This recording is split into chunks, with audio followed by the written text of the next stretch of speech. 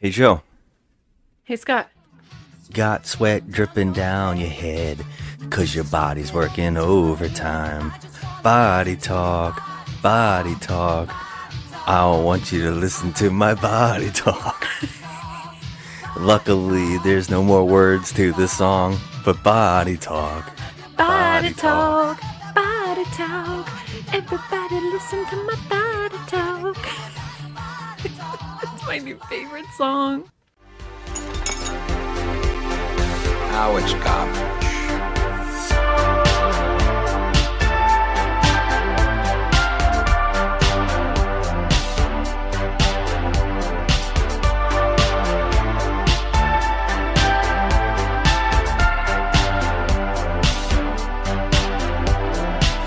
Just another movie night. Hello, everybody, and welcome to the show. We are just another movie night, and I am Scott, and with me is my Toxic Avenger. Wow, I'm toxic. Damn. Oh, you're the Avenger of the toxicity, Okay. or Yes. some shit like that. Joe, I avenge people from toxicity. That's what I do. or I don't know. We'll talk about it because whatever. But Joe, Hey, that's you. it's me. And today, the reason we brought up Toxic Avenging is because we're talking trash. Talking trash. Wait, You're a hold on. trash Avenger. Talking trash. As Mr. Toxie would say. Well, I'm sorry. Let me move this for you.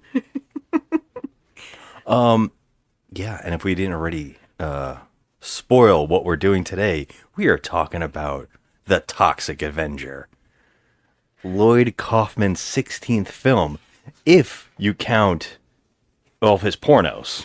Oh my goodness. Pornos including the movies The Newcomers, Les Nymphos Teens, What? My Sex-Rated Wife, and Fur Trap. My sex-rated wife. That's if you Oh my also include God. all of his aliases, like David Stitt, David Sit, H.P. Spider, Oh my god. Louis Sue, and Samuel Well, which he directed this movie under. Oh. So yeah, 1984's Toxic Avenger. Wow. I I'm still stuck on what is it? The fur? The what? What was the name of the porno? Oh, there's a lot of them. Fur Trap. The fur. I like the newcomer. The newcomers. Oh my god. Les Nympho Teen. I don't even know what that even means. Yeah, these are And some of his pornos. it sounds like it should be probably against the law.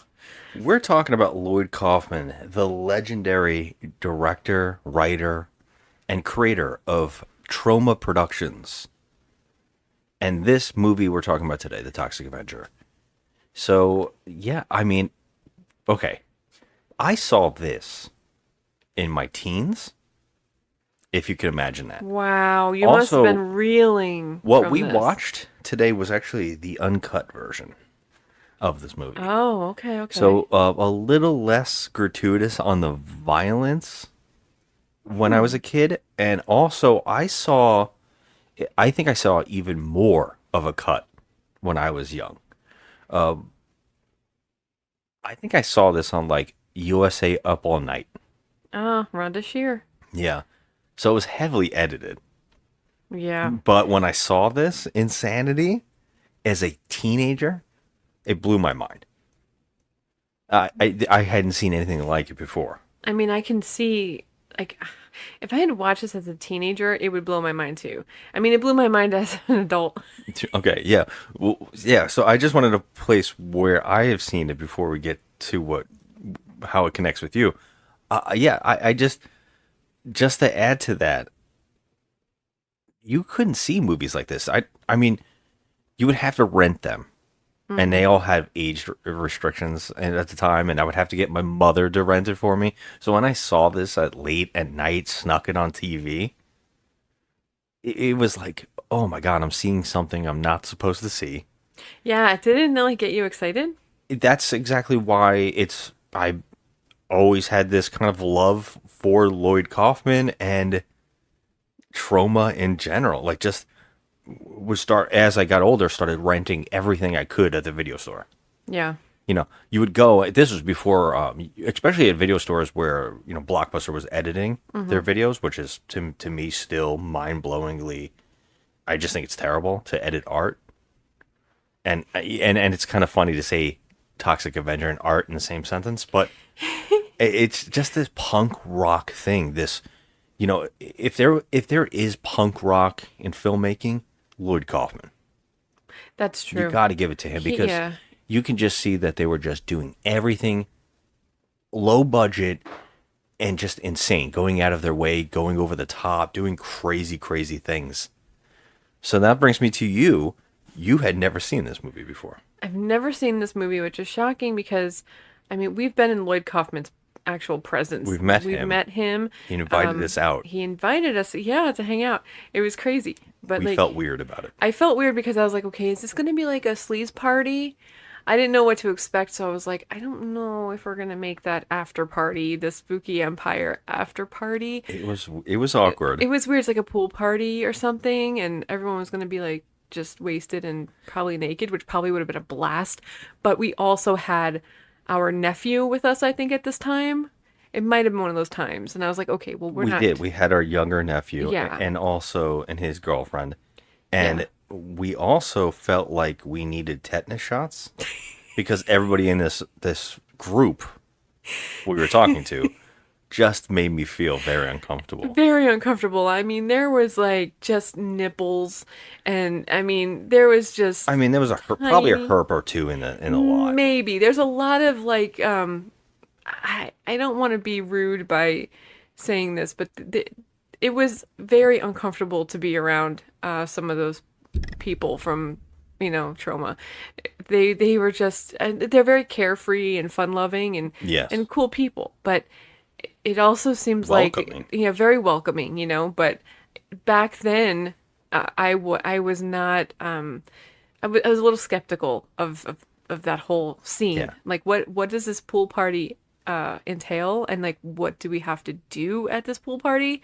Am I gonna have to like free the girls and like run around in a bikini? And no, we're not doing that. So we ended up not going, which I kind of regret now. We regret it. Let's just say that we really regret what this insanity would have been. Yeah.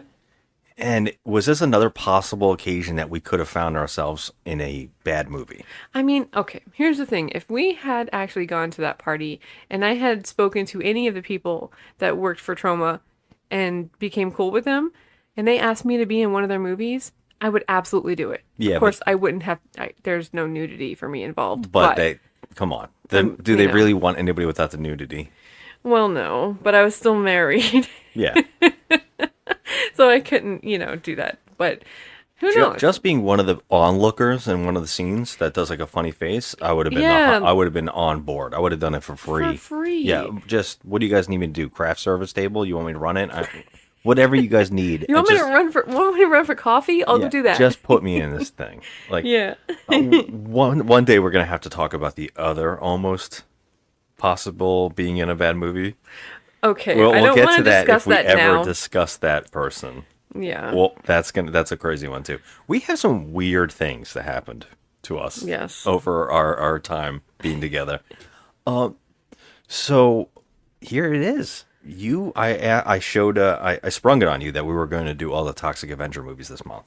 I couldn't Which, be by more the way, excited. Happy New Year, everybody. This is Yes. 2024. And what other way to start the new year with the 84 movie Toxic Avenger? I mean, nothing says 2024 like a movie about toxic waste and fighting Right? I know. And fighting bullies. And then this year we have a new Toxic Avenger coming out, right? I mean, Well, that's the thing. Where is that movie? What is going on with that movie? It has been screened. People have seen it. It opened up a festival, and now it's disappeared.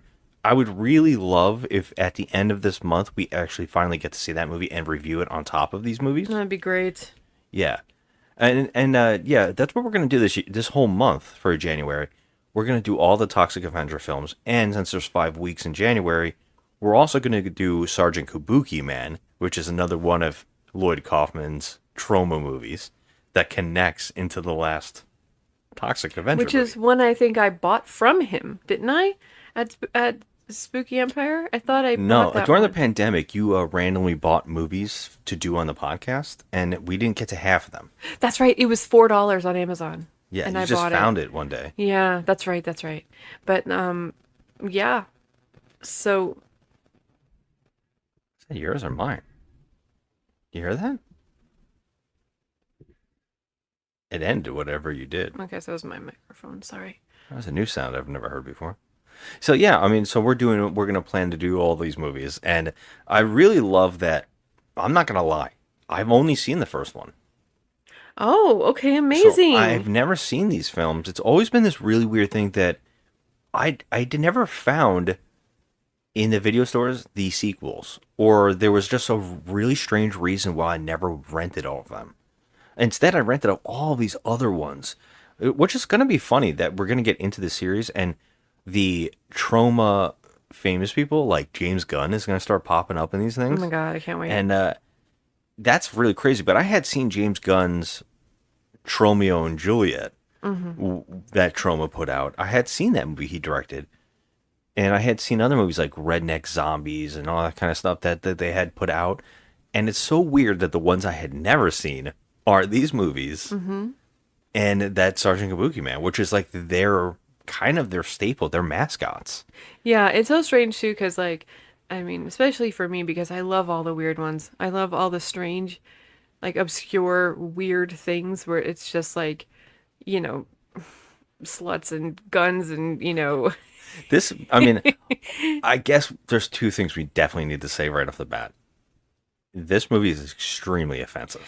Yes, okay, yeah. This movie is very offensive. Like I laughed at a lot of scenes, but then they would hit you out of nowhere with some really foul stuff. Yeah. And for the time, I guess, in 1984, they didn't really have the same, thoughts about. This is that time period where people were really making fun of themselves or making fun of each other, and there was kind of like that idea that that was okay. And now I think we hit a time where no, it offends people, and so we're not going to do those kind of jokes anymore. But there was a time period where people really embraced that kind of culture. I mean, there's some movies from that time that I watched that now, no way in hell. I mean, no, look at the movies from the 80s. Okay, first of all, you know that I love that decade. That is my favorite decade for movies. Yeah. Especially the year 1985. But there are so many movies out there from 1985 and the 1980s in general that you literally cannot watch and say that you like anymore. Which is so odd because, like, They Call Me Bruce and Kentucky Fried Movie, which I think was one of the funniest movies ever. Yeah, but movies like People Soul are- Man, you can't. Yeah, you some can't of these put that movies on. are so insane. Yeah. Even when they came out, people thought they were like, that's too lowbrow. It's too much. Yeah. And so it's a double-edged sword. You kind of like, sometimes you want to laugh, and then sometimes you're like, oh my god, like Facepalm. There's a lot of face palms in this movie. Yeah, there's a couple moments where, in particular, some of them are funny, and then some of them are like, oh my god. I think one in particular, just the name, is probably when he does an Asian accent out of nowhere for no reason. Yeah. It's very, very all of a sudden, and it's just off-putting. Yeah. No sticky, no washy. It feels really wrong, but that's the thing about this movie. Everything feels wrong. The whole entire movie, like, I'm not gonna lie, if you could videotape my reactions, it would probably be like it would be very popular on the internet if you could see if there's a hidden camera in our house, because I literally had my mouth hanging open throughout the whole movie, and I think I had my hands like my face was in my hands the whole entire movie because I couldn't believe what I was seeing. There was a lot of that in this. Yeah, I mean, like, even the cast had problems with the movie because Well, one actor in particular in this film, Patrick Kilpatrick, which is probably the most famous person in the film. I think that, well, besides apparently Marissa Tomei runs in out of the shower in this movie didn't when she was see 18 years her. old. People have pointed her out and seen it. We didn't catch it. So No, we're gonna have to look on YouTube and see if we can find her I because have don't not seen recall. this, but yeah, apparently she was on set. But this Patrick Kilpatrick actor, he's been in so much. He's always a bad guy. He famously did the scene in this movie where he storms a Mexican restaurant with a shotgun, and he really did not like pointing a shotgun at a baby. Okay, that's And one so of the things. he Yeah. walked off after he finished doing this. He didn't want to have anything else to do with it.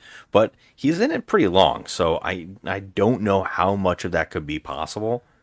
But one of my favorite trivias about this film is that Vincent D'Onofrio, the amazing Vincent D'Onofrio, who has worked for Troma a few times, actually was casted in this movie, but then asked for a little bit of a raise, and they fired him. Oh, I mean, I'm sure that no one's getting really highly paid for this. So how dare you ask for a raise? Come on. But I would do this movie for free as long as I didn't have to show my boobs. Well, I mean, some of these people were trying to get like by, you know. Yeah. But yeah, this is the New Jersey classic. I mean, I'm sorry, Tromaville classic It's superhero movie. Tromaville. Get it Yeah. right. And so, what we do on Talking Trash is we kind of talk out the plots and we discuss the craziness of it and give our spoilers and then try to give a little bit of a review. So let's jump into this insanity. And I really loved. There were so many times that I turned around because I was sitting on the floor, and you were sitting behind me, and I just kept looking up at you to see your reactions. And almost every moment, you had your hands over your mouth. I just in couldn't shock. believe it. Yeah, I couldn't. I mean, we've seen some sleazy, obscure, weird, like just shocking films because Bad Movie Night. We watched some real trash, but this one I just wasn't expecting it. Yeah. And I think it purposely is trying to offend, and it is purposely trying to get it because I think it was trying to be, and I think that's the thing with Lloyd Kaufman in particular. He's trying to be subversive. Mm-hmm. And I think the story about this movie was that he apparently was on the set of Rocky and saw the movie and it was like, wow, I want to do this. I want to make my own Rocky. And then he was like, you know what though? What if I turn my idea into a horror movie? So Love he it. kind of like made the Toxic Avenger around this idea. And there's many jokes throughout this movie that are definite references. Yeah. Of course, this took many, many years to get done. And they say that this was like their most successful film, which is kind of nuts because I think they followed this film with the Class of Nukem High, which is also kind of popular. Oh, yeah. He's got some really cult classics. Some people, he's made a career of this. I think he's got like 1,000 credits. I mean, yeah, Yeah. he's really done. He's done a lot. He's like Roger Corman of the Sleazeville. really, yeah, the real sleaze, you know? Yeah. I mean, he even gave Trey Parker and Matt Stone their start. Yeah.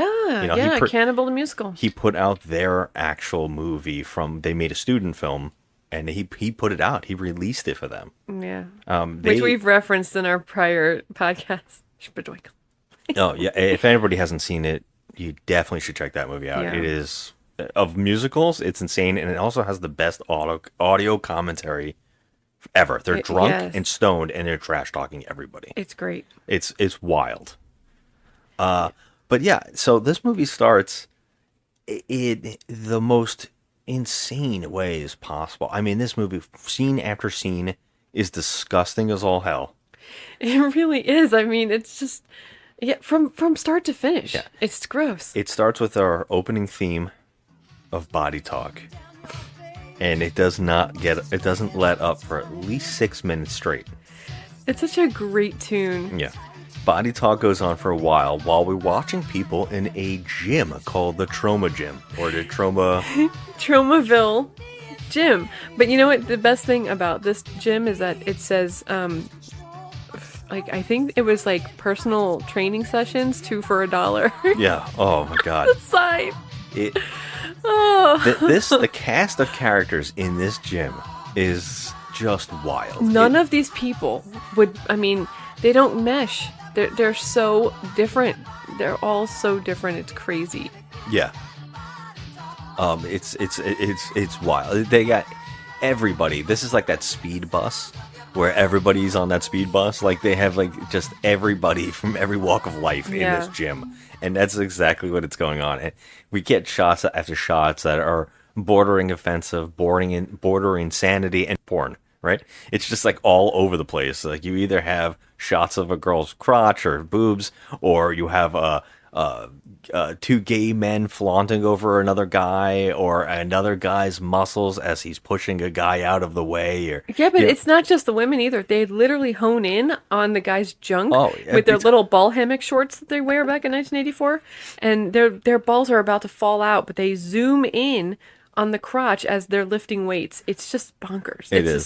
It's insane. But at least they don't discriminate, you know? At least everyone is doing the sleeves part, you know? Yeah, that's true. It's not just the naked women and, all that. And that's where we meet our like beginning cast of characters, which isn't even Toxic Avenger. It isn't even the character who is the Toxic Avenger.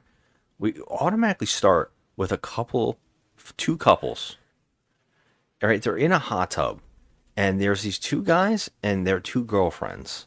I don't remember their names at all. I mean, I was just so concerned with the guy that looked like Corey Feldman. He looked exactly like Corey Feldman. One looks like a different version of James Gunn. I could swear it was like a James Gunn's family member, and that's how they met. Not. I see James Gunn every time they do it. It's like James Gunn overacting. Their names are amazing. They have the best names. They're all like Psycho and things like that, but it's not that. It's one worse. of them is like, isn't it? The main guy that looks like James Gunn, or you think looks like James Gunn, is named Bozo. And the other one is Slug. Yeah. I cannot. But they have their two girls. They each have a girl, and so the four of them they're in the hot tub, and I mean, it's so weird too, because you notice that like the hot tub is right by the pool. And everyone is literally around the pool, but no one's in it. Yeah. And everybody seems to be working out around the pool. Yeah. And there's like so much equipment around the pool. You just feel like you're going to get a disease just sitting here watching this movie. Like someone's going to get the clap. Yeah, without a doubt. And and the guy who I say is a Slug, the guy that looks like James Gunn, he does this thing where he keeps opening his eyes and screaming like he's like, I need to do something now. Something has to happen. But what he can't stop staring at is the janitor that works at this place, whose name is Melvin Ferd the Third. He's stressing me, Julie. He is stressing me. Oh, Bozo. I can't take it, Julie. I cannot take it. He is screwing up my karma. I'm stressed. See what you did, you idiot! See what you did! You stressed Bozo! I'm sorry, Julie. I didn't mean to do it. He was sitting there and I... How dare you talk to me, you twerp! Who is actually our main character, although he doesn't seem like he's our main character. Poor Melvin. Yeah, it's really odd, but later on in the film, his last name changes, which is really strange. As the movies go on, they actually start calling him Melvin Junk. Melvin Junko. Yeah, Junko.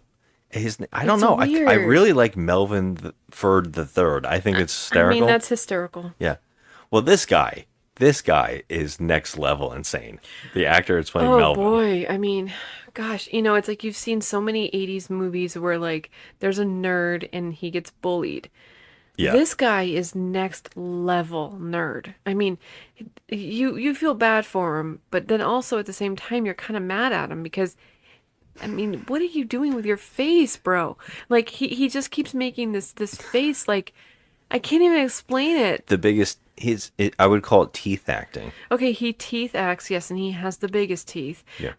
Lots and lots of teeth, but it's like also he keeps squinting his eyes too. Like he's got squinty eyes, but like they're almost closed, and he sticks his teeth out a lot. Mm-hmm. And he's just like the nerdiest of the nerd, and he's the janitor of this health club. And he's not even good at it. He's terrible at it. I mean, he's mopping by the pool by the way, the goddamn gym is still open, so you could just keep mopping water up all day because it's by the pool. Well, he's mopping people's faces more than he is mopping the actual floor. And so people are, our four of our main characters are sitting in this jacuzzi, and he literally puts the mop on a guy's face. Now, this scene really did something to me because I couldn't believe it. Like, I mean, there is no way that these people did not need a tetanus shot after filming this movie. This guy was mopping this disgusting floor, and he put this mop on this guy's face, on his mouth. Yeah.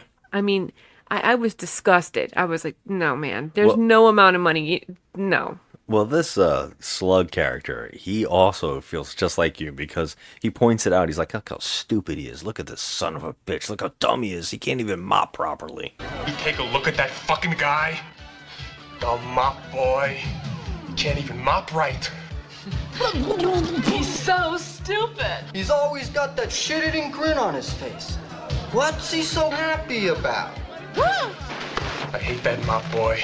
He sticks his mop in their tub. They're in a hot tub. And then the girl says, one of the girls says, what if I get a disease? Yeah. And I was like, thinking to myself, there is a 99.9% chance that you already have gonorrhea, honey. Yeah. Like, there is, I mean, look at this situation. Yeah, no doubt. I mean, you should have been worrying a long time ago. And her man that she's with is the worst. I mean, I don't know which one's the worst. I mean, and this movie, the tone of this movie is so odd, right? Because what later becomes the Toxic Avenger versus what Melvin is so far apart. Because Melvin is a pervert and like a whack job. I'm sorry. He is. Yeah, I mean, he's a huge creep. Pervert. He's a creep for sure. And and then the other problem is that this movie really wants you to know that these four bullies are complete and utter psychopaths that you should loathe. Yes, but they're not even just bullies. They're straight up murderers. They're serial killers. Yes. Yeah. They want you to know this, and they want you to hate them, which is so odd later on in the film, because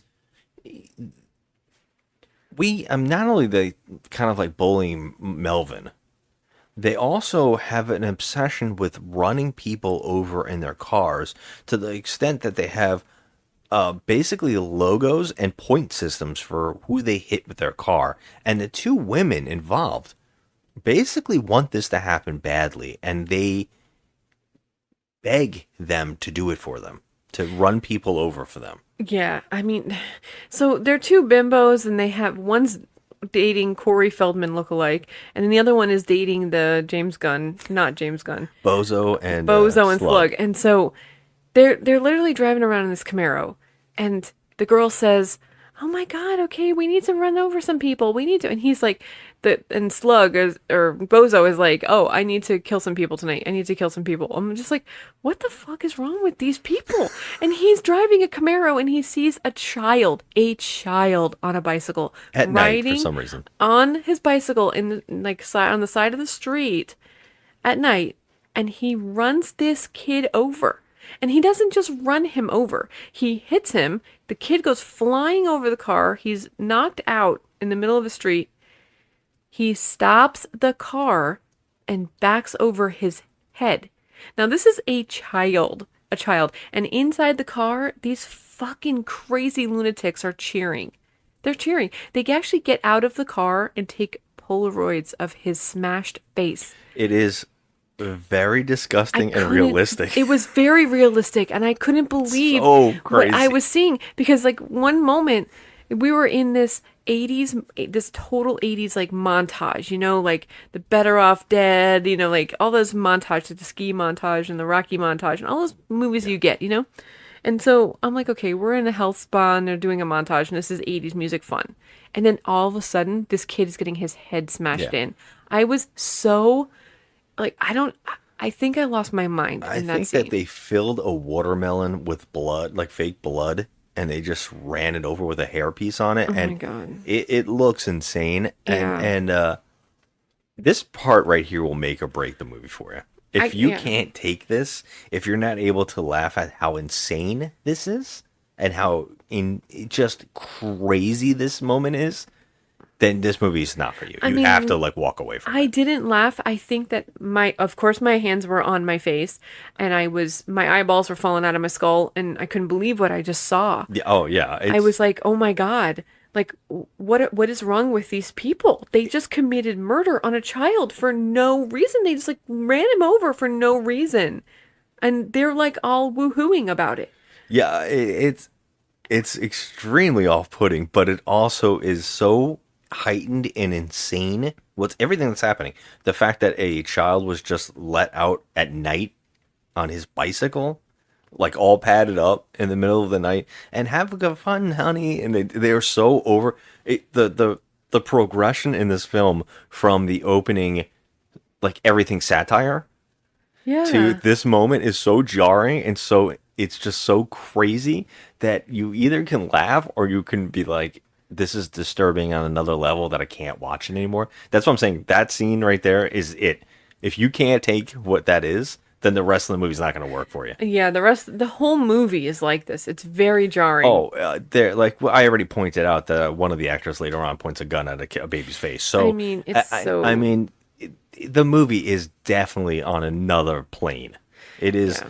It is definitely going for that Johnny Rotten Sex Pistols insanity. Just snot, dirty clothes, just gross shit, Yeah. and it's never gonna lay up. It's so funny too that you said Johnny Rotten snot because honestly, I feel like after I watched this movie, I felt like I had snot all Yeah. over my face. Yeah, if I you- was like, this is brutal. It's There- a brutal movie. There's two groups of people in the world: the people who have never experienced a War concert, and the people who have. Okay, yeah. Well, you know that I survived this movie because I've experienced We have war experienced War concerts. concerts before, and it's not for everybody. I It get is it, but not. it is something that everybody should see once in their lives because it's insane. Yeah. Well, I don't know if they're still performing. I I don't know maybe if they have are. a new singer, but back to the movie. Yeah, so that scene happens. A child is killed. It's the rules, what are they? Let me see if I can remember the whole list. Julie, does it count if I graze them? You said I destroy them. Bozo. I want them dead. And now we have to cut back to the movie again and talk about jarring because it just keeps cutting to scene. Like for some reason we have to watch Bozo and his girlfriend apparently rent out the workout place and have sex. Like why they just couldn't go to a house Yeah, or like- use the car or He paid for a prolonged session or something. yeah. And so He says that's we have the place to ourselves. Yeah, so whatever. Why would you want to be in a sweaty place where a guy who mops it sticks his mop in people's faces? Like, why would you ever want to go there in the first place? But let alone have sex on a dirty bench. Yes, but the best part about that is like, okay, first of all, there's nothing romantic or sweet about these people. They're disgusting. They're fucking murderers, okay? So wherever they have sex, I mean, they already have crabs and shit. They're just disgusting. But the fact that they actually have sex on that bench where, balls sit and, bare asses sit. It was just gross, number one. When we say sex, by the way, we just mean gyrating with a topless woman. Okay, yeah, so she was topless and her boobs were flinging around, but he had shorts on. Yeah, they're completely dressed, and it's just random movement. And what's really funny is Melvin catches it, and Melvin is really into it, and he does not leave from watching it. He's just really enjoying it like a pervert. And I love that this woman has a switchblade ready. Okay, so she's topless and she literally had like, I don't know, just a t-shirt on. Where was she hiding? Yep, she just pulls out. She's like, get the fuck out of here, you pervert. I'll And she kill pulls ya. a fucking knife on her. Yeah. She's like, I'll kill you. I'll kill ya. But where did the knife come from? No, I have no idea. It's like, okay, she has a little pouch. This and is she just this is the kind of movie we're in, guys. This is the movie that we're in for. It's just, oh my god. Well, this basically, I mean, I might be skipping around some stuff, but it's not really necessary. But what is necessary is that Tromaville is a shithole, and everything in Tromaville is awful. There's mass murders. There is robberies. There is just crazy shit happening on every street corner. Robberies and attempted rape and attempted shotgun murders to a So child. much. Well, Yeah. so it's no shock that they trick Melvin. Really tricked Melvin into a terrible moment where they tell Melvin, well, at least one of the girlfriends says that she wants him to dress up in a pink tutu. Like an entire Yes, because outfit. she's horny and her favorite color is pink, and the only way that she can have sex with Melvin is if he's wearing pink. Yeah. So she makes him wear a pink tutu with like this polka dot bodysuit that's painted on. Yes. And she tells him to meet in the bathrooms or near the pool or whatever. Near the pool. At 7. And he says that's perfect timing because he also has to clean the toilets around that time. That's so sexy. Yeah, so, and she's like, ugh. And But there's zero chance that this guy has ever had sex in his life anyway. No, absolutely not. And he does go there in his pink tutu. He falls for the whole thing, and he's lured into an area in the dark. And it turns out that he starts making out with It looks like a sheep. a sheep. But I feel like, okay, this is another one of those parts of the movie that is very cringy and very off-putting and probably not humane. But there's a sheep, and it looks like they painted the sheep. Well, he had lipstick And on it he had because he had lipstick on it, apparently. And some kind of clothing, and it just didn't look right. Well, to make it worse, you want to have some worse? Oh, God, can you Thoughts make about it this? worse? Yes. What did they do The to sheep had lice. And the actor didn't find out until kissing it afterwards. No. So he probably got lice. Okay, well, just join the club because everyone there had crabs. So I'm saying, talk about gross. Like, just... Seemed like... If ever... Okay, but who cares? Because let's not bury the best part here. The best part is that after kissing and finding out he kisses a sheep, he is mocked by about every single gym member is waiting. And they all laugh at him, which causes him to run and jump out a window. Yeah, now... But I felt really bad at that point for Melvin because I'm like, oh my God, he just committed suicide. But then I realized that he landed on a... well, I can't. we didn't talk about these two gentlemen. Oh my God. Okay, can I tell it? Yeah, please. Okay, so the mayor of Tromaville is corrupt. He's a very big man. He sweats a lot. He's corrupt, but he is like running some kind of like drug operation where he hired two truck drivers.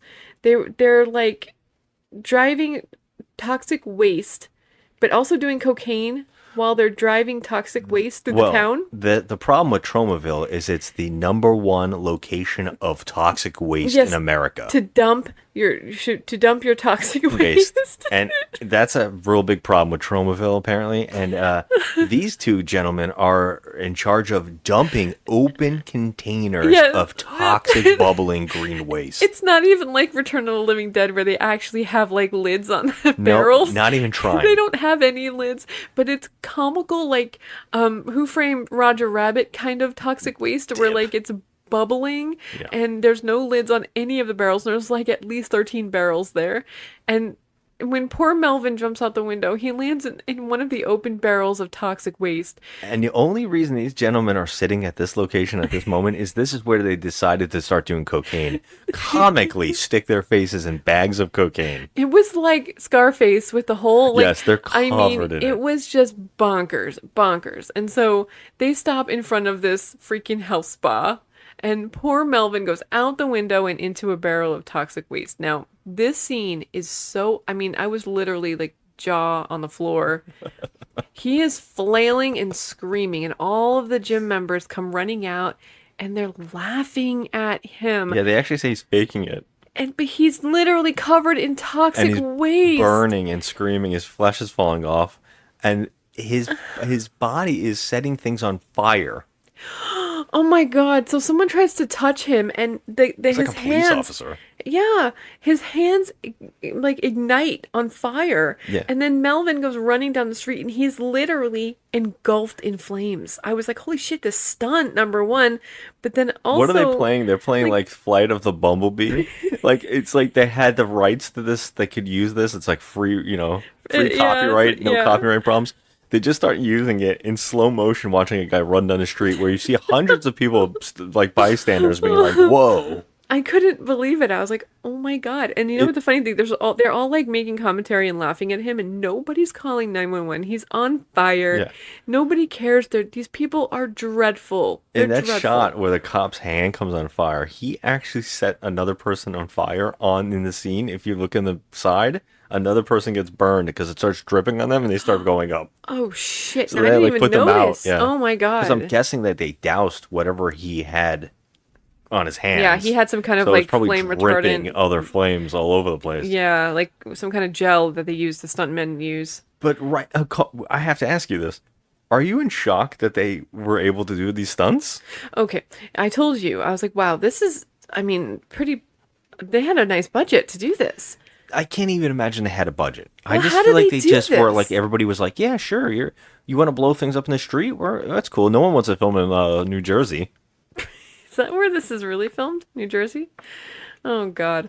Well, I feel like when I was watching it, I was like, how do they even have access to even these vehicles? And Oh yeah, that's at the end. And we'll you get know, to that. like just the location and how do they get access to this whole? It looked like a whole town, and I know that they didn't have it in the budget to build such a thing, so it was there already. So, like they had to like rent out like streets, like lots of streets. It seems. This is what I'm talking. I think that it's either guerrilla filmmaking where they just did whatever they wanted to do, and people were just, oh, we're gonna do this weird thing. Like film it at like Yeah. 2:30 in the morning when no one was out. Yeah, well, you can see it's like everybody's out on the street. In the shot where he's on fire, running down the street, Oh, there's yeah. so many people. Yeah. They apparently, they just said, hey, everybody, we're going to do a crazy stunt, and everybody want to come out and watch and be in the movie? Yeah, well, like the scene when the kid gets killed, they run him over. There's nobody out there. It's got to be in really the late dead at of night. Yeah. So yeah, I'm pretty sure that they scooted around all this They would red have tape. to have. Yeah. Either that or Lloyd Kaufman was hooking up with Troma babes with the mayor or whoever the hell it is. Oh, good lord. So yeah, what I love is that Troma babes. Melvin runs on fire, dripping, burning acid all over the place. He gets home and is able to go into his house and into the bathroom and try to soak himself in the bathtub. And the mother is just acting like, are you okay in there? And he's screaming bloody murder. I love it. I think that's so funny. Like, she keeps saying, Melvin, are you okay? And you just hear him like, ah. I mean, she's so calm, and meanwhile he's screaming and like freaking out in the bathroom. I was like, and then they showed him in there, and I was like, oh my God, I feel so bad. Like this is the scene where I was like, oh my God, poor Melvin. Like how this poor bastard, you know, like how bad does this poor guy have his life? I mean, it's just terrible, and his skin is like boiling up, and he's like, oh, and so he jumps out of the bathtub and just runs. No, he actually right? shapeshifts. We get an entire shapeshifting scene. I thought that Again. happens when he runs down the street. No, He's it happens here because he's doing like, and he finally starts sounding like the monster, and then the mother outside the door goes, he finally hit puberty. That's right. Melvin,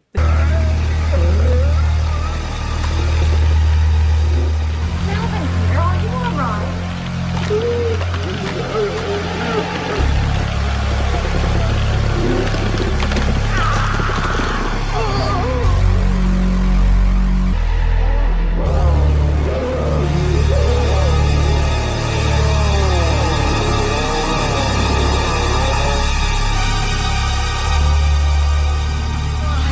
Melvin, you must have finally reached puberty. Yeah, her amazing line. And then that's when we start getting the shots you were just mentioning, where we just get random shots of him out in the sun, like standing on a Yeah. hill screaming. But like and a just silhouette of him running. Just and- like- yeah. so this is the Rocky running up the steps moment. It's just him in front of the sunset, Yep. just like screaming. And I gotta tell you, this movie starts right off the bat. Like there's no like I said right off the bat, there's like no hesitation either. So No. he quickly accepts what he looks like and what he has become, it seems, because there's no 5 minutes of brooding or sadness or crying or just disbelief. He literally just embraces it right away. He embraces it right away and becomes the Avenger that's in the title. Although it's never really said that his name is Toxic Avenger. It's not really even said. Just Melvin. And he goes on a crime fighting spree. It's amazing. These bullies in this alley, I cannot. They're trying to bribe a cop. Yeah, another racial stereotype of Clancy. You can't have a cop without being an Irish joke or a stereotype. Anybody knows The Simpsons with Clancy Wiggum. Yeah. And or it's either going to be O'Brien or Clancy, right? Yeah. So yeah, this cop's named Clancy, and they try to bribe him. There's like 3 guys. Now I guess we should talk about these 3 guys. One guy's named Cigar Face. Right. And then there's another guy who is dressed in a dress. Yeah, I was trying to figure out what his game is. Yeah, and I think this character's name is Nipples in the credits. So we got Cigar Face, Nipples, and I can't remember the other guy's name. Oh my god. There's 3 guys, and they're all laughing about how they're going to bribe the cop. So the cop shows up, Clancy shows up, and they say, "I'll take the money." And then they stick it in his pocket. He's like, no, in a terrible overdubbed voice, that terrible joke voice of an accent. He's like, no, I'm not going to take the money. And then they say, well, that was a bad idea. So they start beating the shit out of this guy. And they say, they put a cigar out on his head. Apparently that's why this guy's called Cigar Face. Because he puts cigars out on people's faces. Although later on, Clancy the cop never has a cigar burn on his forehead whatsoever. No, he doesn't. He doesn't. But you're right about the nipples. It's nipples and knuckles. Nipples, knuckles, and Cigar Face. Yeah. Nipples. And they say, should we blow this cop's face off with a gun, right? And Nipples says, no, we should have sex with him. I was like, oh my god. So they decide that maybe they should shoot his crotch off. But right then, we get the Toxie sound effect. And he starts beating these guys up. Now, I think this is hilarious. He does some crazy stuff. He rips both their hairs off. Okay, so this one guy does not have a wig. He has like a little bit of like a kind of like a curly mop top a little bit. And so Toxie grabs him by the hair and rips his hair off. Yeah. However, they show him a second later and he still has all his hair. It's not like he ripped it all off. It's like he's supposed to be tearing off some of their hair like while punching toupee. him. He had a toupee in his hand. Are you talking about Nipples? No, Knuckles. Knuckles. And so, but then he rips off Nipples' hair, which is a wig because he's trying to dress like a woman, and he just beats the shit out of them. And they never show his face though. They never show his face until like later. They don't show his face for a good while. I was getting annoyed. I was like, okay, why are they doing this to us? Like, I want to see his face. Which is so funny because on the poster you see his face. Yeah. So why hide it? Right. Is odd. If anything, they should have had the back silhouette and the poster as well. To like kind of like keep it. What does this guy look like? Is like a running joke. Yeah. Yeah. He beats these 3 guys. He beats 2 of them, I think, to death. I think Knuckles and Nipples get killed. Yes, they do get killed. Cigar Face does show up later on again in a random scene. Yeah. But yeah, he beats these guys up and saves the cop. All right, boys. Chief, what do you got? That alleyway was the most gruesome sight I have ever seen. Gruesome, huh? Have you ever met my mother-in-law? Now that's gruesome.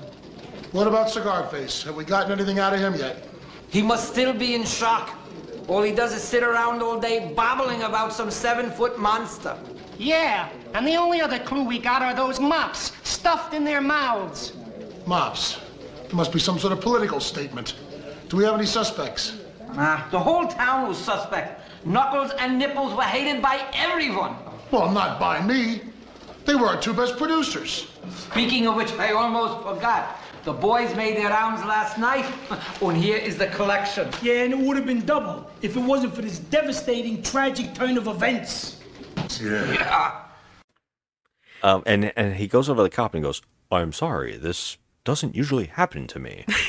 The voice is amazing. Yeah, because he's the whole time he's like, and, "Oh, I'm sorry. Nice to meet you." It sounds like, My you know, name when is like Melvin. when like in Looney Tunes they're trying to have like a debonair voice. Yes, like that. Oh, it reminded me of Elvira's Haunted Hills, that they dubbed that one guy. Oh my God, yeah. That's a really funny joke. It was amazing. And it sounds exactly like that. It does. And it actually sounds like the same actor. I looked it up. It's not, I don't think. Don't worry, I won't hurt you. I don't know what came over me. I just couldn't control myself. I've never done anything like this before. Bye. We get basically scene after scene of now Melvin going on a fighting spree. And we get the next scene is what we kind of already mentioned was, this is great. It's just called The Mexican Restaurant. It's called The Mexican Place. The Mexican Place. And we get to see a hostage situation where three guys, and this is why I was talking about the one actor is like the famous one. He actually, did you notice that he has a Rocky Horror, he has a Frankenhooker tattoo? He has a Frankenfurter tattoo. Oh, sorry, I said Frankenhooker. You can see how Frank I got it mixed up. Henenlotter would be proud of you. Yeah. Anyway, he has a Rocky Horror tattoo, you know, the one that has boss on his arm. Yeah. He has that on his arm, which I thought was pretty funny, but his whole face is like half is red and half is like painted black or whatever. I don't know what it was. Yeah, I don't know what's going on. I don't understand the whole point of that. It was just to show us that he's crazy, but he was wearing like this little tiny red Speedo over his pants with suspenders and no shirt. It was very bizarre. These three people found each other as criminals. Yes. And it's almost fate. One of them's like Switchblade or something. Yeah. And it's so bizarre. I mean, they're all three so different. What this guy does in this scene, again, goes with the running over the child in the earlier scenes, because this guy goes, not only does he shoot a guy trying to stop them, yeah, he also shoots a blind woman's dog, seeing eye dog. Yeah, that shoots this dog with a shotgun. I did not. You said, please don't do it, and then they did it. But the worst part about that is it looked so, I mean, I know it's not real. I know it's not real. But it just, the way that they made it happen, where they actually pulled, I don't know if it was the actual animal or a stuffed animal, but they pulled him backwards after he got shot. It was like a stuffed animal, because it basically flips apart. Like it happened so fast, I was like, nope, no. Yeah. I can't. And then he points, like we were talking about earlier, he points a shotgun in the baby's face, like right in the baby's face. But you could tell this little child was terrified. He was crying. It was upsetting. It was very offensive. And then they go and they try to rape the blind girl. Well, we have to talk that now. The blind woman that we're talking about here is a main character. Yeah, she's so pretty. She makes me laugh. She has not done anything. She has kind of disappeared. I don't know what happened with this actress, but her blind woman acting is so, I don't know what it is. Is it endearing? Is it cute? I don't know what it is. Like, she's doing wide eye stuff. It is both cute and absolutely like complete lunacy at the same time. I kind of love it. This is a cross. Everything that happens with her is like a cross between Young Frankenstein's Gene Hackman character, with Frankenstein, where he's like burning him by accident. It's a huge joke of that. It's just her doing things because she can't see anything. Mm-hmm. It's like a running joke, and I guess again this could be offensive to a lot of people. But yeah, they go to rape this woman. Yeah, I got upset. I was like, if they go through with this, I'm gonna freak the fuck out. But it's lucky that we get to hear again. Yes. Because Toxie shows up and rips these guys a new asshole in some of the funniest ways ever. One guy, first off, he takes the switchblade guy who is really a one-armed man. He rips his fake arm off. If you watch the scenes closely, he never uses the one arm. Wait, so he is really a one-armed man? Yes. Oh my god. And so he beats him senseless with his one arm, and then he throws these guys, some great stunt work going on here. There is. These guys yeah. got hurt, and he throws a guy through a couple windows into the fry area, the cook area, in this restaurant. I'm sorry, the Mexican place. And Can we talk about the samurai sword? well, we didn't even get to that one yet because he does something to each one of these guys. But yes, there are samurai swords in the Mexican place. There's like a samurai sword on the wall, and he just takes it out. It's amazing. And starts It's amazing. flinging it around. I was like, "You're kidding! You are kidding!" You had this joke. You said to me, "Please," because basically the movie's setting it up that you want Toxie to kill these guys. Like, Yes. because let's face facts, the Crow stole from this movie. I mean, this is a pretty good revenge flick. This is the Crow. This is like the Crow having to get revenge on all the bad guys because he goes around. They make these bad guys so bad that it's so heightened that you're kind of like cheering when they all get their comeuppance. Yeah. And you were actually saying all these things you wanted to happen to them, and they happen. Yes. Because you said, please go into the fry oil, right? And he literally sticks this guy's hands in fry baskets, wraps it around them, and then sticks them in the fryer, right? Then you said, then he starts killing one of the guys, the guy with the shotgun, the one that shot everybody. He keeps dousing his mouth with syrup and all these things like ice cream and whipped cream, and he's like drowning him in it. And you said, please put a cherry on top. It was hands down like the best because I kept calling it. I'm like, oh my God, whipped cream. Oh my God, syrup. Please, please, please put the cherry on top. Just please. And then smash his fucking face in. Yep. And that's what happened. He puts a cherry on top. Instead of smashing it in, he takes a can opener, an electric can opener to this guy's face. It was amazing. I, again, you don't see that act. I don't know if the actor really quit and maybe it's just another guy walked in and they could have have been a dummy anybody. for this scene. Yeah. Who knows? I don't know how much of that is actual reality, but then of the other guy, he sees that there's a pizza oven in the Mexican place. They have to make tortillas. I guess that's true. I guess maybe that's what they're using that for. They also make Mexican pizzas. I guess so. I guess I mean, I guess you could put like a Yeah. coal fire oven type of situation when you put the stuff in there. Can you imagine if they were making the Mexican pizzas like when you were in high school?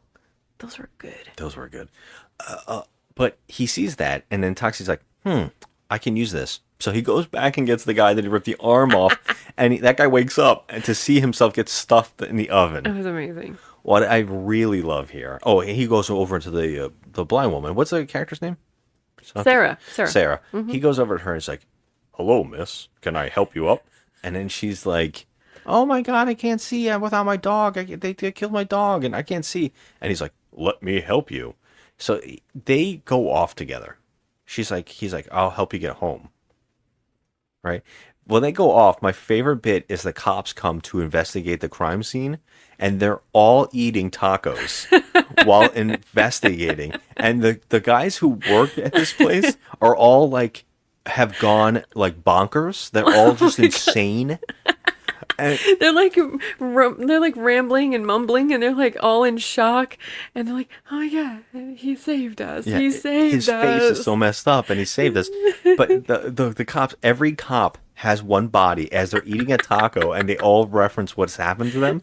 So one's like, "This guy's got fried," or Oh my God, I whatever. was And he's dying. like, "Oh, we got a deep fried villain over here. Oh, what do you have over there?" And he's like, "Oh, I got a Sunday. We got a Sunday corpse or something like that." And then the other one's like, "Oh, we got a What did he say about the pizza guy? deep fried, like a pizza." Oh, a deep dish Oh, pizza. yeah, we have a deep dish pizza over something here. like that. And did you I see the was guy's like, legs sticking out of the oven? Oh my God, I was just dying. I was like, this is amazing. And I was like, remember when we were talking about this?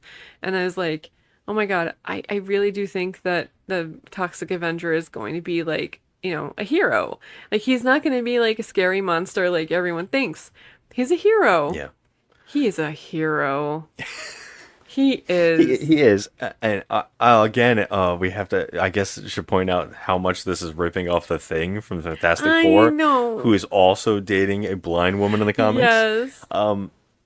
These two, I don't know, this should be the most revolting things that happen between the Sarah character and Toxie, but it's so funny and cute in a weird I mean, way. it's endearing. I can't help it. Like, they're so cute together. She keeps accidentally hitting him in the balls. She goes and says, "I can read your palm," and then she says all this stuff about his palm. And then she's like, "Let me see your other hand," and she grabs his crotch. Oh, it's amazing. It's so funny. It's like that. She's such a twit, but she's like so cute. I can't help it. I love how many she has walking sticks. She has about 50,000 walking sticks on one spot. Oh in my the god, wall. she's such a spaz. They all like fall over. I swear to God, I never thought I would see a bigger spaz than me, because like I always trip over nothing and choke on air, but she has literally a reason, like, I mean, but she's walking in her own house and she knows where everything is. Oh, she doesn't. She you goes, know? I'm really lost without my dog. But the dog can't like. I know. He can't like cook and do anything like that. I mean, she has to know her way around her own house. Yeah. And she just falls. She's adorable. She's so charming and cute. I just love her. They fall in love like almost instantly. And they have we have so many out of place montages because the movie keeps cutting back and forth between Toxie either killing somebody or getting revenge on somebody. And this love story, which is virtually montages of love. Yeah. Like, I think Dumb and Dumber, when you get that dream sequence when he's with her and it's like all this love Oh scenes. my God, it's virtually like that. They're playing music and they're just like doing all these funny things. They just keep showing them do things like they're hula hooping.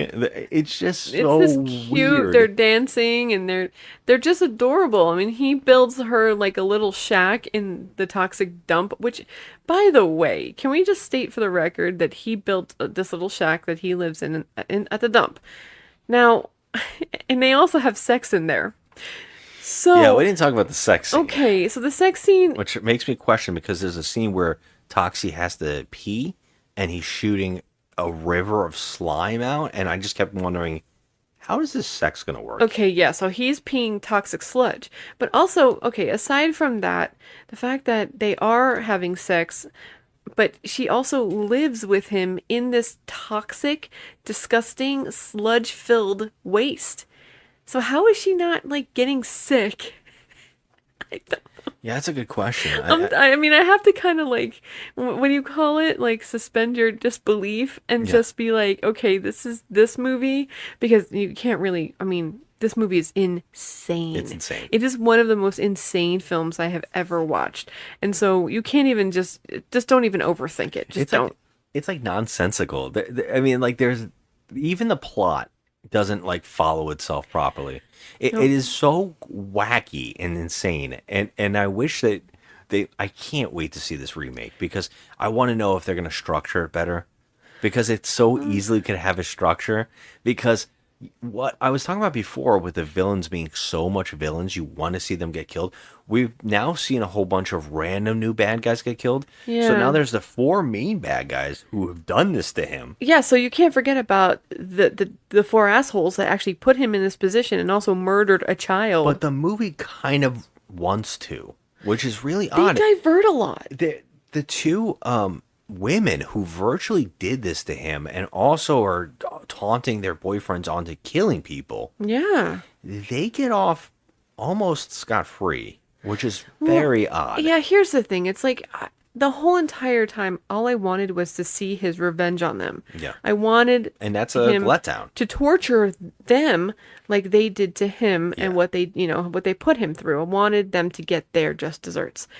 And the film kind of blows through the murders of the 2 women. Like, I wanted to see them get really punished. Well, yeah, let's just quickly go through those. One of them is really funny, but one of them is like, he goes after her. He pops out underneath the workbench that she's out in the workout place, and then he puts her on those hot rocks that you have for the steam bath. Oh yeah, she's in the sauna. Yeah, he That's right. He makes her sit on it, and he's like, he doesn't say fire crotch. He says something says funny, something though. like, something like hot buns or something, or your hot buns. Oh yeah. Something like that. Something Some pun. wild, yeah. And I was like, okay, this is not justified. Like we need Or it's not enough revenge. Yeah, because they cut away from that after her ass is being burned, right? They cut away, and you think, okay, he got revenge on her. What else happened? We don't Right. know. Then there's he goes after the other girl, and this scene's funny because he keeps popping up like Jason in every shot, like Yeah. to run into. But her screaming is so funny.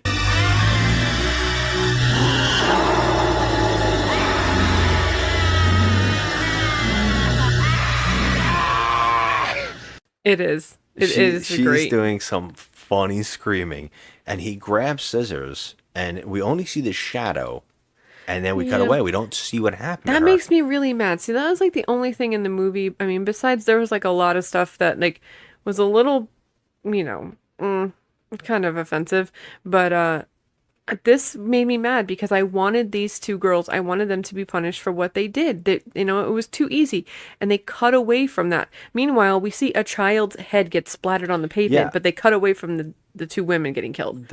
Here's That bothered me. now I hate to bother it more, but there is a Japanese edit of this film where they're shown to be alive. Oh, God damn it. That he didn't kill them. No. She has no hair, and the other one has a burnt ass.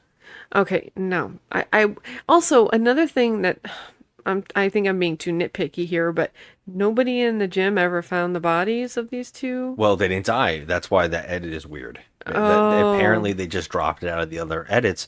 But yeah, you're wondering why. Do you feel like they stopped the violence around when it got to a woman, which was really odd? Well, they didn't hold back when they were about to rape one. Yeah, So that's, it's like that's true. And also, What? what's coming up is another one that's just jarringly out of place. That's insane. We'll get into that when it happens. But yeah, this is the letdown moment because you want these characters have been set up to be the most vile, disgusting people. Especially when we cut back to the two main bullies who now don't have those women and they're kind of like waiting for them. They're mad about it. Yeah. They spot and they don't have a car now because I think it was one of the girls' cars. I didn't really understand this. Well, to triple down on how terrible these people are, these two bullies now decide to rob and beat an old woman with a cane and take her car. That was upsetting. I mean, it's like, oh, we already know they're bad guys. Yeah, I mean, Why do we need to this again with this scene? it was so, it just made me cringe. It was very cringy. I was like, oh, come on. We had to see the poor little kid get squashed, then the dog, then the shotgun to the baby's face, and the almost rape. And then now we have to see this old lady get beat and I don't know. I couldn't take it. And it's like if you're doing that just to tell us that they're bad guys and they need to get revenge on them, I think that was already accomplished. So it's really strange and out of place. Yeah. But it leads also to it's an impressive stunt where Toxie now jumps on their car and holds on, and the stuntman is clearly holding on to a fast driving car. It looks great. I mean, it also looks like they just really went and almost killed everybody during this scene. Yes, it looked extremely dangerous. It looks extremely dangerous, and there's some impressive stuff there because it's on the cheap. Mm-hmm. But the problem is that when he kills these two guys, it's not satisfying in any way. No, it's not. The Corey Feldman looking guy. I even forgot what happened to him.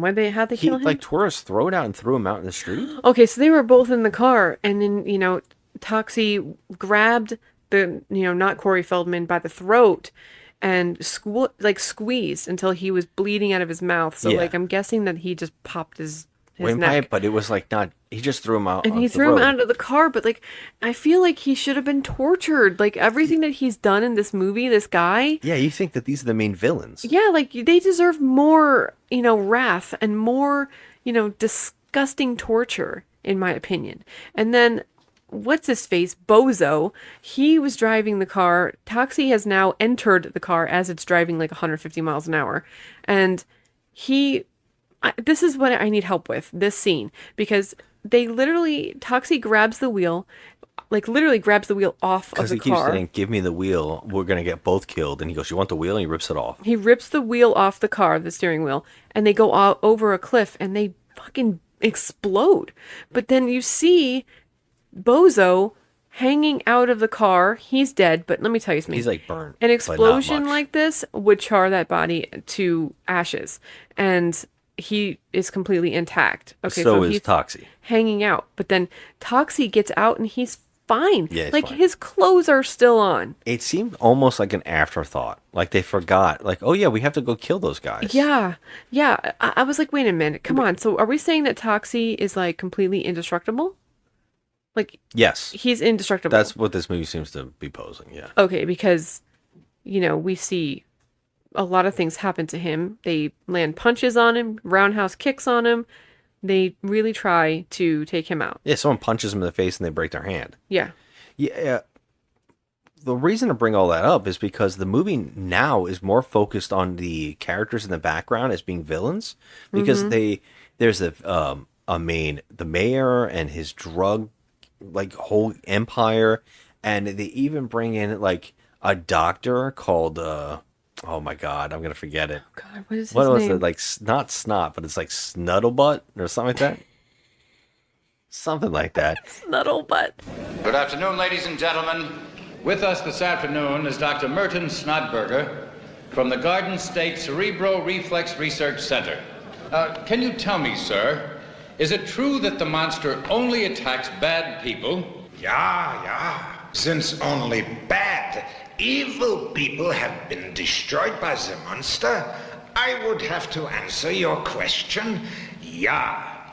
From traces that have been found on the scenes of the crime and analyzed, we have determined that whatever it is, this monster has been exposed to toxic chemical waste. It is also highly probable that this monster may have developed a very basic instinct which draws him, or should I say, commands him to destroy evil. And he comes in and he tells my favorite line of dialogue is he tells the camera, the reporters, that this person must have been fed to toxic waste or been mutated by toxic waste, and now is on a unrelenting path of stopping violence. Like he's drawn to stopping violence. That's their way of explaining why Melvin now suddenly needs to stop criminals. They're just like, oh, because of the mutation, he has a sense that he needs to stop crime. Yes, but the funny thing about this is that after this all happened to Melvin, nobody really... The only explanation we had was from the cop, Clancy, Officer Clancy. He told everyone what he saw, a mutated man, but he doesn't know how that happened to him. He wasn't... I mean, I guess he was told that he got thrown out of a window into a barrel, because he did show up on the scene. No one knows it's Melvin. Right. No one knows it's Melvin, except for those people at the gym. Because when he killed the two guys, he said it to them. Yeah. That I'm Melvin or whatever. But I don't. It's so odd because now all suddenly in the movie, those characters keep showing up in the movie, and some of the villains get together and try to take him out, and he kills all of them. Yeah. But what's really odd is suddenly we cut to a new character we've never met before, which is a woman who comes into a dry cleaner. A dry cleaner, and she has dwarfism.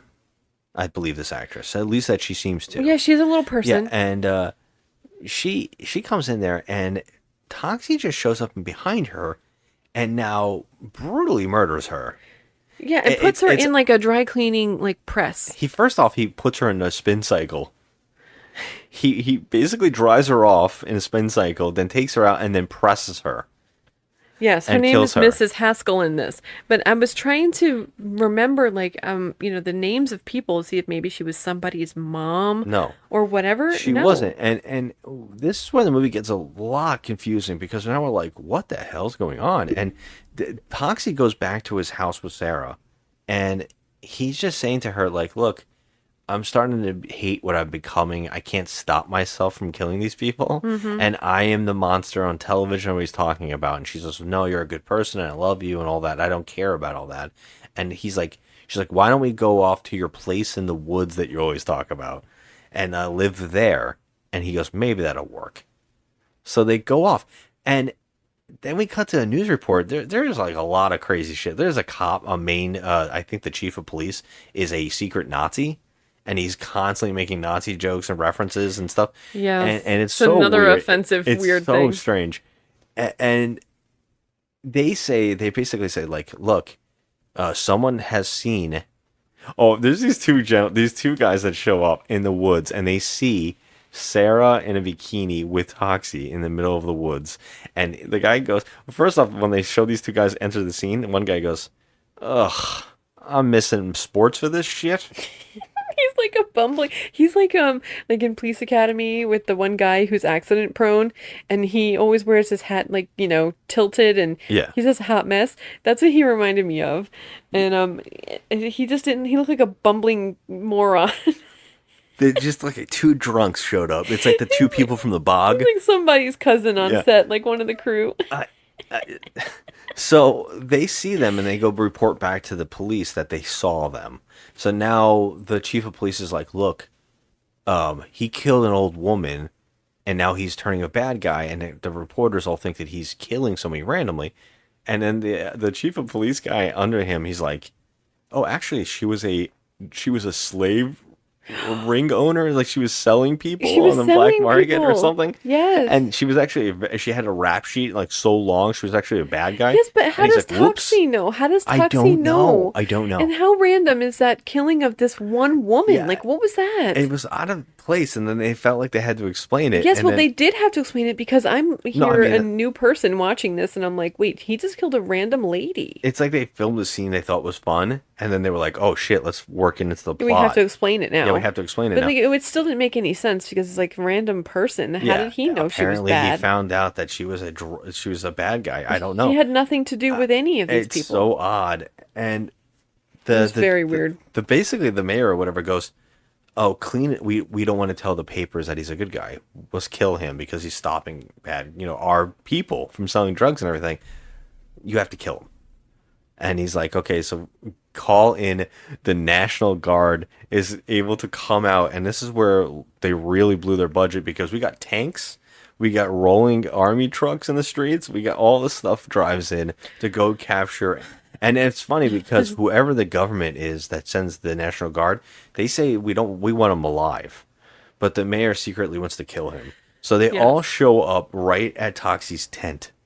He's got a teepee in the middle of the woods. Okay, but there's about, I don't know, 3 or 4 tanks. There's so many people pointing guns at it's like the Blues Brothers. Yes. Let's get back to the budget really quick. Okay, so I read that the budget for this was $475,000. Okay. That's a lot back then for 1984. And I'm sure this took years to film, and I'm sure they Yeah. kept doing new things. And they were like, oh, we got a couple more bucks. Let's do something else. Yeah, it kind of was like during the scene I was kind of thinking like, remember how like Ed Wood would go into the studio, he would sneak in and steal like props and stuff to use for his movies?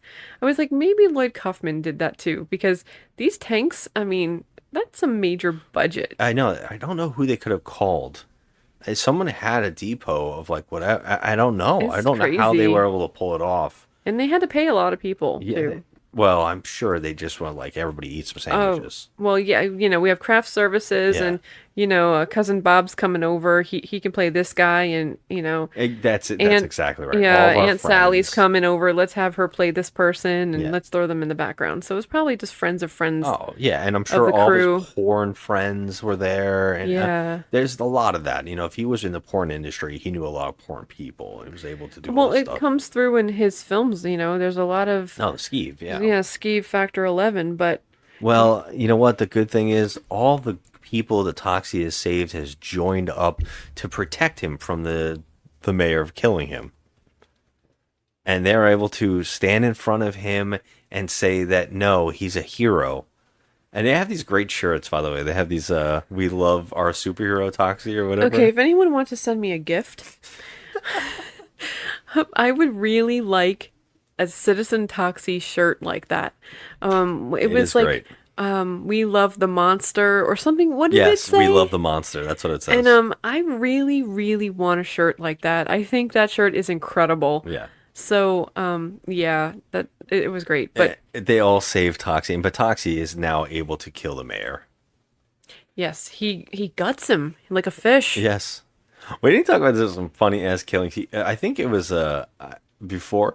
Doesn't he like finger like a Three Stooges? He pokes a guy's eyes out. Yes, I think it was might be amazing. nipples. There is some really yes, it was nipples. There are some really cool kills in this. I'm not gonna Oh. lie. Like the guy at the gym There's where a guy he we had didn't his, talk like- about that. Yeah. Oh my god, he was one of the assholes at the gym With the drugs. With the drugs, he was just just a bad guy, and so Toxie put his head under the weight on the weightlifting bench. You know how you pull the handle and the weights go up. He smashed the shit out of his face with the weights, but it looks so good. Yeah, looked it does look. so It looks like good. Final Destination level special. It does. It was really fantastic. Like I really liked the special effects in this. I thought they were great. Yeah, there's some really smart practical effects. It's on that border where you know it's fake, but also like, damn, it looks pretty close. It's like, oh, yeah, like I found myself saying that a yeah. lot. Like, I so true. Yeah. I love stuff like that more than I like a lot of the like the new CG. Oh my effects. Like, God. I'll take this kind of stuff all the time. Any day. Not the Invasion USA mannequin explosion that looks like shit, but this kind of stuff. Can we not ever reference Invasion USA anymore? I hate that movie. It's trash. So, yeah, Toxie's saved. Toxie is the hero, and he goes off into the sunset with his Lady Love. Lady Love. And now I'm Such a really sweet worried. ending. And of course, we get our song back on. Yes, I love that song. And I'm a little worried for the next one because I don't think this actress is back. Oh no! I don't think she did any other films. I don't know. Like Oh, it I like sucks. her. Like they have she's so great with Toxie. Like you kind of want to have more of that. Yeah. And it would really be sad not to have that.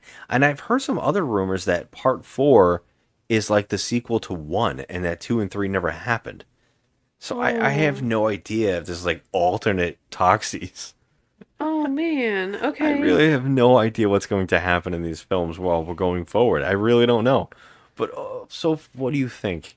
How do you feel after watching for the first time overall? Oh my god, this was mind blowing. This is mind blowing to me, and in so many ways, like on so many levels, because a lot of it was like, I mean, just shock factor 11, and then offensive as well. There's a lot of offensive things in this. For the time, I guess that was normal, but Yeah. it was still offensive. Watching something like that now, I'm Oh, yeah, like, yeah. I mean, it would have been offensive back then too. It would have been I still guess the same. you always know, like, oh, this upset somebody, so it kind of upsets you. Yes, Yeah, you know. yes, like there's a lot to be offended in this movie, but I really had a great time watching this movie. I was pretty intrigued. I knew that he was going to be a hero. He's going to be a good guy. I did feel so bad for Melvin. I did. He, poor guy, but he seemed to embrace it. How much of this felt like, oh, I can see this becoming a kid's cartoon for Saturday morning? No, not one iota. The fact that it was toys that I actually bought as a kid and there was a cartoon series is insane. Okay, with the level people say of the 90s were sleaze- insane. This was please. insane. There was a RoboCop show, a Rambo show, and a Toxic Avenger show. I'm in shock. I Saturday can't. mornings. There's with the amount of sleaze in this, the amount of gore, just the sheer gross out factor of this to actually make the Toxic Avenger into a hero for children is shocking as it is, because I mean he himself is not. I mean he's a good guy, but everything surrounding him is creep factor 11. So like I cannot see this becoming an animated show for children. I know. You have to check out some of it. I don't really remember have very to. well. I will tell. Can I tell you about the toys? Because they were neat. Wow, they Can I did tell you about marketing and everything. All these toys were incredible. They had these spots on them of glow in the dark ink. Oh wow! So it was basically like someone sneezed boogers on them. So when you put the lights off and they were glowing, it looked like a sneeze was all over them. Oh my god, that's There was like rad. toxic dust sneezing. All Okay, over how them. do we get our hands on these toys? What was also cool is they came with sludge, and they all had spots on them that you could pour the sludge into. It would come out of cracks on them. Shut up. So one of the characters has a big nose, and it would come out of his nose like boogers. Oh my god, I need these Yeah, toys. they were awesome. They were so inventive. When I was a kid, I thought they were so cool. Who knows how cool they Oh, look now? wow. It's just when you're a kid, everything looks even better. You know. I wonder if Way Back When Antiques has something like that. I Shout haven't out seen to them. Way Back When. We definitely have to check out the commercial or something on television. On Yeah. YouTube. We have to see if we can find the commercial.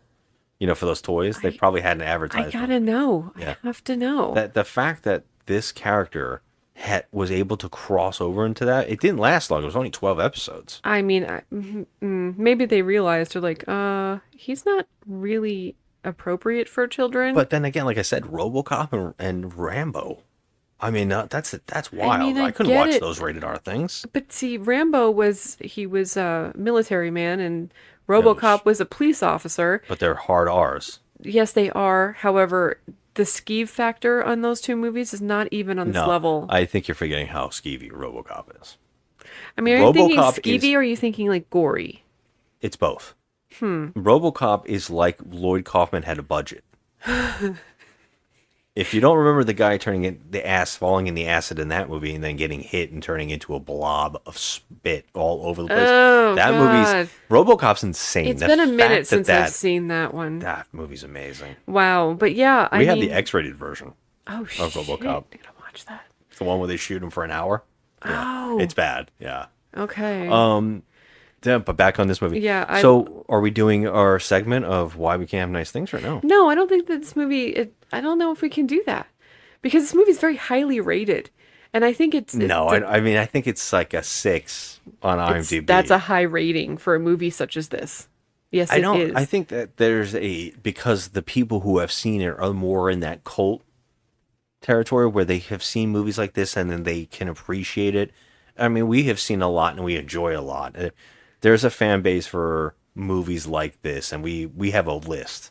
Shockingly, some we haven't done for Turkey Fest on November's. You know, like Frankenhooker, Bad Taste, Dead Alive. Frankenhooker is so good. That's what I'm saying. It's like there are people who enjoy these movies and know and they can appreciate them for what they are. I'm shocked that Joe Bob hasn't done this film. He hasn't? I mean, I don't know if in the past, but since he's been back on Shudder, I don't know. I'm surprised that Lloyd Kaufman and him haven't done more together. I do find that very strange, especially since he's very into the cult people. You know, like he loves Charles Band and Frank Henlotter, and you know, he's into that. So I don't know. But yeah, so if you want me to read one of the 10-star reviews, I would love, please. This kind of sounds like, I don't know. It kind of sounds like you wrote it. Oh, I didn't. I would never write it. I would never do 10 stars for this movie. All right, let me just pick a different one then. Okay, let's see. We got it. All right, A Bloody Disgusting Fun Time. I like that title. My partner finally showed me this movie. It's hands down one of the funniest films I've watched in a while. I don't know how I've missed this one for so long. If you're into over-the-top gore stuff, then this is the film for you. I heard they're remaking this. I can see why. 10 out of 10. Who wrote that? What was the name of this person? N.C. Rodriguez. Oh, nice. Shout out to N.C. Rodriguez. Yeah, so, all right, you know. Is there one? Let's see. Yes, sir, there's several. Of course. Okay. Let's go with this one. This one is moronic. 1 out of 1. 1 out of 10. So I thought this movie would be just bad enough to be good. Instead, it was just plain bad and not even in a funny way. No redeeming value whatsoever. Do these guys only own one camera? Could the music have been any worse? Did they intentionally pick the worst actors they could find, or is this all they could afford? Was the editing done blindfolded with a machete? While the premise was doable, if not predictable, comic book theme, the writing could have been done better by a 6th grader. While I'm not a fan of the B-movie cult classics, I have endured and even enjoyed a few. This was not one of them. didn't even make it to the end. Mm. 1 out of 10. I mean, I can see that. That's a perfect example of what I was saying before. If you can't get your mind wrapped around something like this, then yeah, but we both agree, right? There is a place for this guerrilla filmmaking, this weird punk rock vibe. Yes. Yeah. I mean, there's a lot of people in the movie, like, movie fans that love this, that absolutely love it. And I mean, people go to these horror conventions and like movie conventions and stuff just to see Lloyd Kaufman. First of all, he's a really quirky, fun guy. He's a nice man. He's funny. And it's like John Waters. Same thing. Same thing. There's a place for these, but Yeah. you do know what the difference is. I will say that a lot of those fans that go to that stuff think this is like high art. This is their top, and then the movies that get nominated, they complain about. That's critics' movies. And there's a difference. Some of these movies are someone took time and made these big things, and then there's movies like this that's just like balls to the wall, quick, get it out. Roger Corman, same thing. Let's reuse shots. Let's do this. Let's get it out for the cheap and try to make a buck. Yeah. There's a place for it, but it's also you can separate from the bad, the good, and the in between. Mhm. And I would say these kinds of movies fall pretty much in the in between. I mean, there are a lot of filmmakers out there that actually credit these kind of movies for starting their career. And number Yes. one would be James Gunn.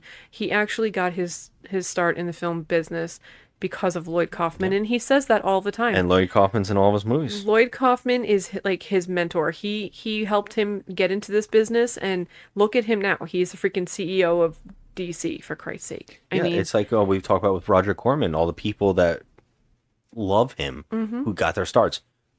Francis Ford Coppola. yeah. I mean, this is the kind of stuff I'm talking about. These Yep. people credit these people for giving them that. You know, Yep.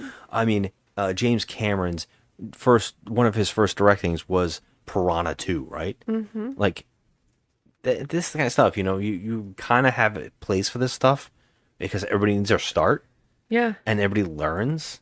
But when you also have like $50,000 as your budget, Mhm. you can't ask for much. You know, it's funny too because Lloyd Kaufman has always been Lloyd Kaufman too. Like, he's never sold out or been anybody else other than who he is. Like, he started doing his, the porn industry, and then he made his way into these kind of obscure culty movies, and he's not stopped since then. These are what he does. He doesn't do big budget movies. It's But like, I kind of wish I would have seen what that would have been. yeah. I mean, if he had been given some money. Yeah. And I kind of wish I would know. Yeah. Yeah. Yeah. I'm very curious to see what they're going to do with this remake or reboot. I don't know exactly what it is, but I do know Peter Dinklage is in it. Yeah. It's and a we weird love him. cast. So I'm on Elijah board for Wood, this. And the director is amazing. Yeah. Meakin Blair. Meakin Blair, who, if anybody hasn't seen that guy's movies, he did Perfect Ruin, A Green Room. Great films. Yeah. And I cannot, I think, did I say Blue Ruin? I did, right? Okay. Yeah. He's great. And so he directed it. I can't imagine what this film's going to be, but I'm excited to know what it is, Yeah. Because it does make me think what we're talking about. This guy was given a budget to do the movie, to see what would have done, Mhm. what could he do with more money. Yeah. So I'm excited about it. What do you give this movie? Because on the show, we usually ask the question, is this the worst movie ever made? We both say no. No. No. I had fun with this movie. Yes, it was ridiculous. It was corny as hell and very offensive at times, but I really if a movie can make me feel this way and give me these kind of feelings and these kind of like I'm enjoying myself watching this, then it has won in my eyes. Yeah. The filmmaking is not perfect. There's things wrong with this movie. I mean, obviously it's just a sleaze fest, really, but it's endearing in a lot of ways too. I give it a 6.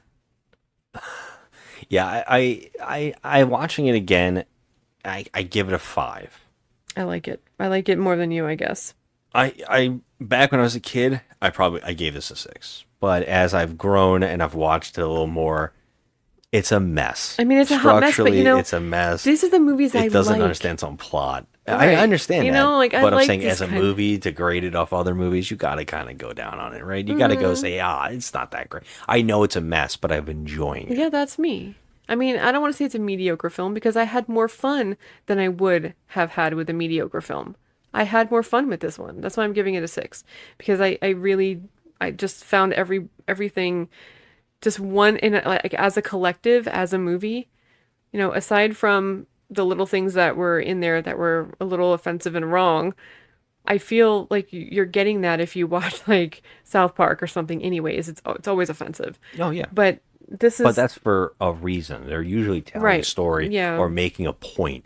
In this movie, it's just trying to be absurd, trying to be offensive, to kind of get that buck, to get that attention, to get that. And it did that successfully. It does do it successfully. That's why I know it's not like, it's not in that. It's usually in that so bad it's good type of realm for me, which would be a 4 normally. But I'm giving it a mediocre because there's something about it that is so unusual and so creative and so bizarre, and it's just kind of so I'm getting it a mediocre. I couldn't go above that. I mean, you're kind of talking me into a 5 just because I feel like it's a high 5, but I see what you did there. But I just liked it. I just had a good time with it, and I think this is me coming like fresh off of it, So you know it. Like, I mean, we're still like, we're upset that the main bullies didn't really get revenge on them. It's kind of upsetting. It's like it didn't even follow its own structure. I guess you're right. That did upset me very much. I'm not gonna lie. That they didn't get,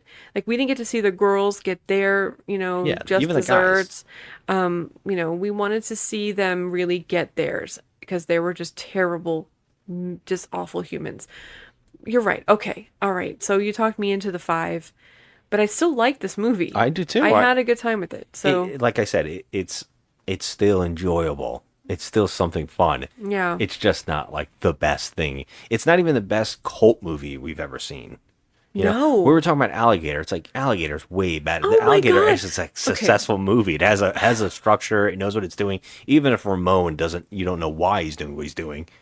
He's just hungry. He has a map. He has locations for all the people he wants to get revenge on. He's got an alligator GPS. Yes. So now we both agree this isn't the worst movie ever made.